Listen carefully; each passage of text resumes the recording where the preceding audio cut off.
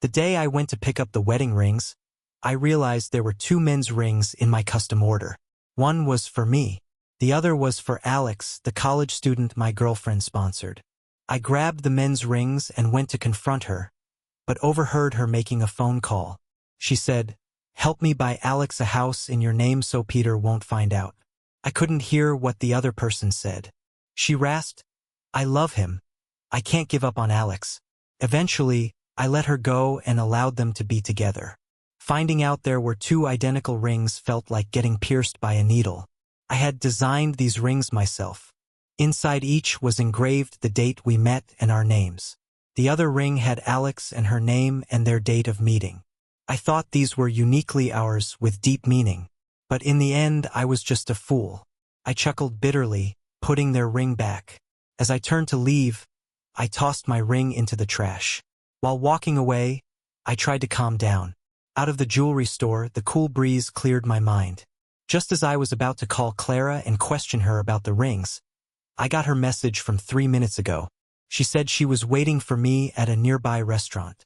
Looking at it, I started walking towards the restaurant. On the way there, my mind was a mess, wondering how to confront her. Upon arrival, following the server's lead, I saw Clara at the window on the phone, facing away from me. "Help me buy Alex a house in your name so Peter won't find out." Hearing her words, it hit me hard. Their relationship was not what it seemed. And me? What did I even mean in all this? Looking at her familiar silhouette, she suddenly seemed like a stranger. Unaware of the response on the other end, she rasped, "I love him, I can't give up on Alex." Her words poured over me like ice water, cooling me completely. I decided to let her have Alex. Thinking this, I managed my emotions and knocked on the door. She quickly hung up and turned, surprised to see me standing in the doorway. "When did you get here?" I smiled. "Just now." "Who were you talking to?" She focused on my face, relieved when she saw I wasn't upset. Walking over, she pulled out the chair nearest to me, a call from work. They reminded me of an afternoon meeting, telling me to head back early. I nodded, accepting the weak excuse. "Then let's eat. Afterward, you can head back." She ordered for the food. Looking at me, she asked, "How were the men's rings? Did they meet your expectations?" I gave a faint smile, nodding, "They're nice. But it was a surprise, the custom ring has a twin." I left it at that. Her eyes flickered, clearly unsettled. "Maybe there was a mix-up. I'll check it out this afternoon." I let it go. My heart was already cold. She stared at me, probably wondering why I was so quiet today. Usually, I was the talkative one whenever we were together. I loved sharing the funny stuff that happened to me and talking her ear off. In the beginning, she was patient, commenting here and there. Then Alex graduated high school and moved here. Slowly, she grew impatient. Sometimes she'd change topics or cut me off, saying, "Guys shouldn't talk so much. You should be quieter." I used to show frustration whenever she said this. But she never tried to soothe me, always let me work it out alone. Thinking back, I felt foolish. Her shift in attitude was so obvious, yet I never caught on. Clara and I grew up together. We met in kindergarten. Our parents loved each other like family friends. They decided on our marriage when we were kids. Both of us knew we were expected to end up married, so we both avoided getting too close to others. Alex was an unexpected variable. Helping him was my idea. The first time we met, he was skinny, weaker than other kids his age. But he was sweet, calling everyone big brother politely. I wanted to help him find a way out of his struggles. But I didn't have much money. I begged Clara to help me support him. At first, she refused. "I don't have time for this playing house thing." Then I had a bad car accident. She begged people for help, and she promised to pray for me, even climbed 3,000 steps despite not being religious. Someone told her doing good deeds would help me, so she supported Alex, who came from poverty. A few days later, I pulled through. She jokingly said Alex was my lucky charm, that I should be nice to him. So, I treated him like a younger brother, offering whatever I could. But I had unwittingly let in a threat, a betrayal. Thinking this, I lost my appetite. I only had a few bites before stopping. Noticing, Clara asked, "Not to your taste?" I scanned the table, most dishes were spicy, and I can't eat spicy food. She realized this, looking apologetic. I'm sorry, I forgot. I opened my mouth, about to suggest breaking up. Just then, a familiar voice chimed in. Clara. Alex pushed the door open with a bright smile, wearing a sharp suit. He paused seeing me but quickly smiled again. Peter, you're here too. His smile for me wasn't as genuine as it was for Clara. Looking closely, it seemed forced. I glanced at him and didn't respond. Clara frowned and gave a playful scold. How come you still can't learn to knock before coming in? While it sounded like she was scolding, it was more out of helplessness. Alex grinned cheekily. I forgot. I'll remember next time. Peter, can I join you guys for dinner? I'm starving after class, he asked me, but his eyes were fixed on Clara. Before I could respond, Clara said, if you're hungry, come eat. See if there's anything you want to order more of. Alex naturally took a seat to her right and beamed. No need, you've already ordered so many things I love. Clara's face froze for a second, and she instinctively glanced at me. I kept my expression calm and said, if you like it, have more. As I said this, Clara's tense expression softened, though her eyes still held some curiosity. Peter, if there's anything you want, go ahead and order, Clara offered, handing over the menu. I smiled and declined, no thanks. Saw something gross this morning, and now I just feel like throwing up. No appetite. Alex raised an eyebrow. What was it? I tried to sound casual, it's just a friend of mine. His girlfriend cheated on him, eating meals he cooked and then going to her lovers. Her stomach's all messed up now. She's in the hospital for surgery. He sent me a picture. It was disgusting. People like that, they deserve no sympathy, right, Clara? I smiled sweetly, but Clara's face turned pale. She hesitated and echoed, yeah. Alex wasn't looking too pleased either. His smile was becoming strained. Peter, maybe that girl just didn't feel anything for her boyfriend anymore. It's not totally fair to say it like that, right? No feelings, huh? Why not just break up first, then find someone new? Alex, you're still young, you don't understand women these days. If she really liked that lover, she wouldn't keep hanging on to her boyfriend while keeping the other guy in the shadows. I was being blunt, and Alex's face had completely dropped, with a hint of guilt in his eyes. I smirked inwardly. Clara looked irritated and cut me off. That's their business. Why are you getting worked up? Right, and I believe, Clara, you wouldn't be that kind of person. I replied with a smile, leaving her speechless. Alex avoided looking at me for the rest of the evening. Clara offered to take me home, but I declined. So she said, then I'll take Alex back to school. Be careful going home. No need, Clara. You should take Peter home. I can just get a cab to school, Alex said shyly, acting completely different from before. Probably afraid I'd discover their secret relationship since I'd stop funding him if I knew. Before I could refuse, Clara spoke coldly, with an air of authority. Peter can get home on his own. You don't have to worry. But your school is so secluded, it's not safe to take a cab. I'll drop you off. Alex looked at me apologetically and got into the front seat. Then I won't be polite. He rolled down the window and waved. Peter, take care on your way back. I watched them leave, feeling a bit down despite having vented earlier. Clara and I had known each other for 20 years. I never thought she could show this kind of betrayal. Or maybe she hid it too well for me to notice. I laughed bitterly to myself and went home. Later that night, Clara came back smelling of alcohol. I was lounging on the couch watching TV, only turning the channel when she came in. She stumbled over, taking off her coat and tossed a fancy gift box on the couch. This is a new watch. I got someone to get it for you. See if you like it. She was drunk and tried to hug me. I smoothly avoided her grasp and moved over to the single chair. She was to Alex aback, looking confused. You smell too much like alcohol. Go shower first, I suggested. Clara sniffed herself, then silently got up and headed to the bathroom with her pajamas. I was bored, so I opened the gift box. It was a light green watch, very fresh and youthful. Obviously, this kind of style suited those bright, lively young guys. I pressed my lips together and put the watch back in the box. Then I started scrolling through videos on my phone and stumbled across a familiar account. I paused for a second and clicked on it. The vlog was all about his daily life. He didn't show his face, but his surroundings were so familiar. When Alex started college, I'd helped him out, so I knew the layout of their dorm. The background in the video matched perfectly with his dorm room. As I browsed through the videos, I noticed some weren't filmed in the dorm. They were in the apartment we live in now.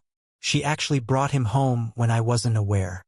Suddenly, I remembered her call today. She asked someone to buy Alex a house. My fingers trembled as I kept scrolling. I looked closely and discovered something. The watches, accessories, skincare, everything in his videos I had too. And they were all gifts from Clara. Shocked, I rushed barefoot into the wardrobe. I started comparing the items in the video with my own, checking the posting dates. I realized that Clara had given me these things and then made exact copies to give to Alex. Just like before, whatever I had, he had too. Thinking about it, I felt a surge of nausea. My genuine love was just a joke now. I couldn't understand why she'd do this to me. If you don't love anymore, why not just break up? Why are you making me sick like this? I clenched my fists, trying to suppress the raging anger inside me. I pulled out my phone and snapped pictures of everything in front of me, saving all the videos Alex had sent. Clara and I weren't just together because we liked each other. Our relationship involved the interests of our two companies and the ties between our families. Breaking up wasn't simple, but Alex's videos made it a lot easier. Afterward, I calmed myself down and walked out of the room. Clara was hurriedly changing clothes. Seeing me, she said in a flustered voice, "There's a flasher at Alex's school, and they haven't caught him yet. It's not safe for Alex. I'm going to pick him up to stay over for the night." She wasn't asking. She was informing. I looked at her coldly and said, "Clara, if you walk out that door today, we're done." Her movements stopped, and her dark eyes flared up with anger. "Peter, what do you mean? Haven't I made myself clear?" Clara laughed in anger, giving me a cold stare. "Stop being unreasonable. I have something important to take care of." Without waiting for my response, she slammed the door and left.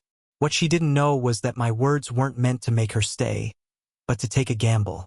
Clearly, I lost to another man. As soon as she walked out, I packed my things. I took everything she gave me as compensation for wasting my youth.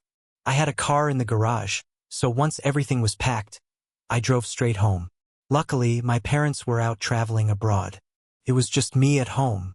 After tidying up, I gathered all the evidence of Clara's infidelity and threw it in the family group chat. My family and Clara's parents are close. We have a shared group with quite a few people in it. There are many night owls in the group, so my message sparked quite a reaction. Ignoring their questions, I announced, "Clara and I are done. The wedding is off."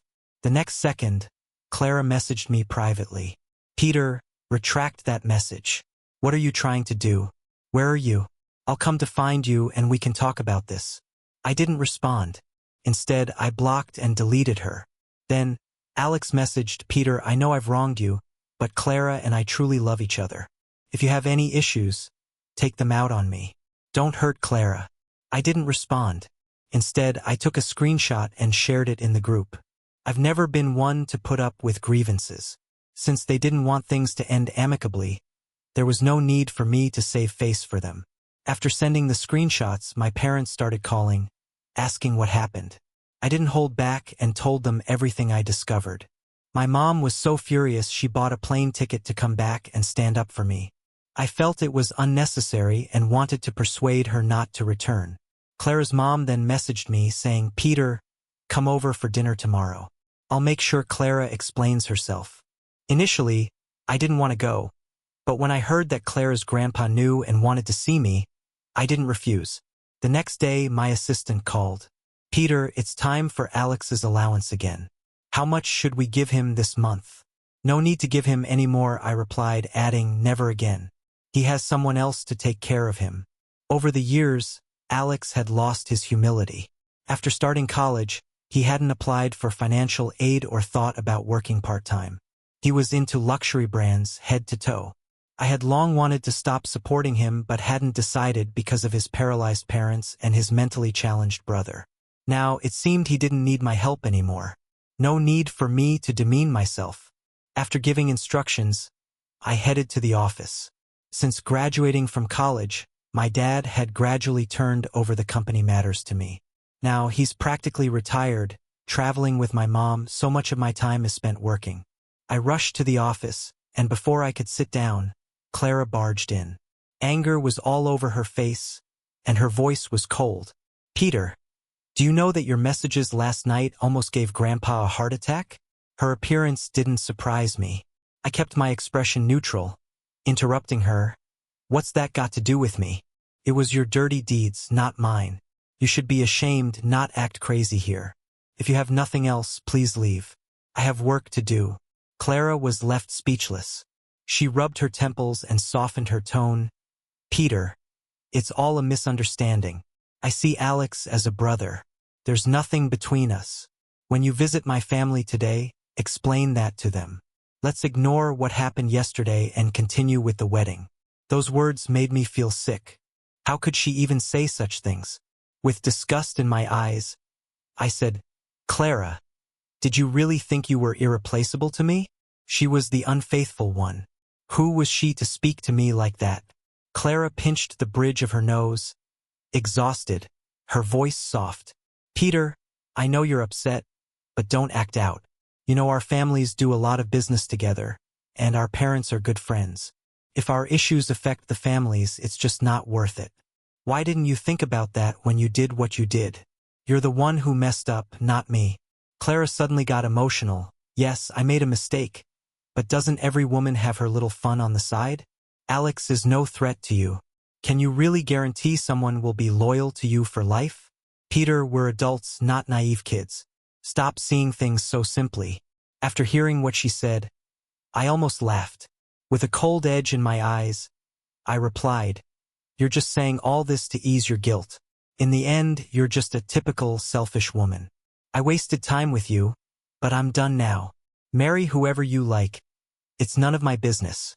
If you don't want this to be a spectacle, leave on your own, or I'll call security.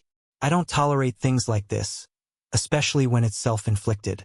Seeing that she couldn't reason with me, Clara stormed away angrily. That afternoon, I went to Clara's house as planned. As soon as I entered, I saw Clara kneeling in the living room. The old man sat sternly on the sofa, a natural authority on his face. I walked over slowly and greeted him softly. "Grandpa." Seeing me, his serious expression softened. "Peter, I'm aware of the situation. I called you here to give you an explanation. Clara made a mistake and she should be punished. What do you think is fair?" He was clearly trying to smooth things over easily. In the past, I'd go along with it, but not now. I shook my head. "Grandpa, Clara and I broke up. This is your family matter, not for me to decide." The atmosphere instantly turned tense. Clara's mom was anxious, pacing. She tried to talk to me several times, but Grandpa's gaze stopped her. "Peter, did you think this through? Marriage isn't a joke. Once it's over, there's no going back." Grandpa finished, and Clara suddenly looked up at me, eyes filled with worry. Before I could speak, she said, voice scratchy, "Peter, I'll cut ties with Alex. Can you forgive me just this once?" "Yeah, Peter, Clara knows she was wrong. Give her another chance. If she does something stupid again, I won't let it slide myself." Her mom tried to hold my hand, promising repeatedly. On my way here, my mom called, asking me to be gentle, not to let this hurt family ties. I took a deep breath, answering dismissively. They asked me to stay for dinner, but I found an excuse to leave. Back home, I unblocked Clara's contact. I sent her a message. "I won't be visiting your place anymore. Please tell your family we've bro Alex up. Don't come looking for me.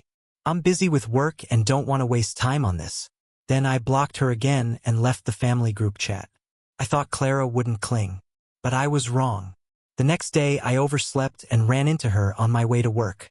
Clara had a breakfast bag in hand, dressed in casual where I recognized our matching set. She once thought it was childish, refused to wear it. "What are you doing here? I brought you breakfast. Eat something, don't hurt your stomach." Her tone was gentle, acting like nothing had happened. I looked at her coldly, avoiding eye contact. "Clara, didn't I make myself clear? Or do you just like playing dumb? Peter, it shouldn't have gotten this bad. I'll cut ties with Alex. It'll just be us from now on. No need. I refused instantly, adding after seeing her blank expression, I find it dirty. With that, I walked past her, heading to my car. Seeing her about to follow, I quickly started the engine and left the parking lot. Today must be my unlucky day. As soon as I reached the office, Alex was there waiting for me. I brushed past him, ignoring his attempt to talk. Peter, hear me out. I know what I did with Clara was wrong, and I never meant to hurt you. I think of you like a brother, and I'm really upset about this too. I stopped, looking back at him with a mocking smile. So you're saying you're morally bankrupt enough to go after your brother's girlfriend? Alex turned pale, clenching his clothes, seeming unsure on how to continue. I glanced at him, my eyes suddenly halted. Now I understood why Clara wore that childish outfit. Alex was wearing mine. It was also part of the matching set. It was so ridiculous, I couldn't even laugh. I had already bro Alex up with Clara, yet they still insisted on being shameless. Alex, do you think you're innocent? No, Peter, if you're upset, take it out on me. I just hope you and Clara can remain friends. I let out a cold laugh. You're pretty bold for thinking I'd bother with someone like you. Cheating is just like domestic violence. It happens either 0 or countless times. This time, Clara couldn't resist temptation and got involved with him. Next time, it'll be someone else. For me, women without a moral compass, the farther away, the better. Only someone like him would think he's found a treasure. Alex's face turned red as I called him out. Peter, I know you look down on me because I'm from the countryside, but I've been working hard to change. I won't forget how you've helped me before, but I genuinely like Clara. You might see her as trouble, but she's priceless to me. Please stop talking about her like that. What he said was both nonsensical and kind of funny. I almost laughed. You like her? I'm not stopping you. I'm making way for you too. What more do you want? Fireworks for celebration? I was dressed sharp, with an air of authority as I spoke. Plus, with tears brimming in his eyes, anyone would think I was bullying him. I was just about to tell him not to waste my precious time when Clara appeared out of nowhere. She stood protectively in front of Alex, her face steely and a hint of discontent in her eyes when she looked at me. Yet, she said nothing and turned to examine him. Did anyone bully you? She whispered lightly. Alex shook his head. It's fine, Clara. I just wanted to talk to Peter. You shouldn't worry. Peter wouldn't harm me. Clara didn't seem convinced. She looked up at me. Peter, it's our issue, don't drag him into it. Talk to me if you need to. Seeing them protect each other made me smirk wryly, and it reminded me of the past. In college, we once skipped classes to hang out. At that time, she was gradually getting involved in the family business, stressed and yearning for a break. So I skipped class to let her unwind, but our parents caught us on return. They kept asking who suggested skipping, and before I could say it was my idea, she pointed at me, saying it was Peter. Her family wasn't pleased but didn't blame me because of our family's relationship. I assumed responsibility, seeing it as my fault, and admired her for her selflessness. But now, I realize she's not who I thought she was. She might have left me hanging just because she didn't like me. I smirked coldly. I've got nothing more to say to you two. If he's desperate to be a fool, I won't waste time. Just leave. Without giving them a chance to react, I headed for the elevator. As I stepped in, I instinctively glanced back to where they stood, realizing they were long gone. Back at the office, my assistant brought over a project proposal. It was for an amusement park. I had originally planned to work with Clara, but now, reconsidering, I abandoned the idea. Whenever we collaborated, our profits were minimal, with the lion's share going to her. She needed to prove herself with her aunt returning from overseas, or the board might not keep backing her. Since we broke up, there's no point in considering her needs. Change the partner for this project. Let people know it's open for proposals, I instructed. My assistant looked stunned. Peter, weren't you supposed to work with her? Excluding ongoing projects. Don't consider them in the future. We need to explore more roads, not get stuck on one, I replied. My assistant hesitated before saying, but weren't you and Peter getting married? I smiled and shook my head. We broke up. Those 5 words said it all. In this cutthroat business world, it's rare to genuinely become friends. My assistant understood that. "'Kay, I'll handle it." But I got a message from Alex. "Block his number. He's got nothing to do with us now," I said. "Understood." With everything settled, I returned to work. Alex had pride. He wouldn't ask Clara for money directly. Spending freely without saving, he was now left with nothing after my support ended. So I wasn't surprised when my assistant told me she saw a bag identical to mine on a resale site. "If I didn't know you were wealthy, I'd think you were selling your stuff," she joked. "Who knows? Clara's all about equal favoritism," I replied. Everything she gave me, Alex had too, from appliances down to cufflinks. People noticed his resale account, teasing me about why I was selling things like I needed cash. To play along, I posted a donation video on social media. I turned all gifts from Clara into cash and donated it to various regions, under my name, of course. This even got me a prestigious award. With the video out, questions arose. What's the deal?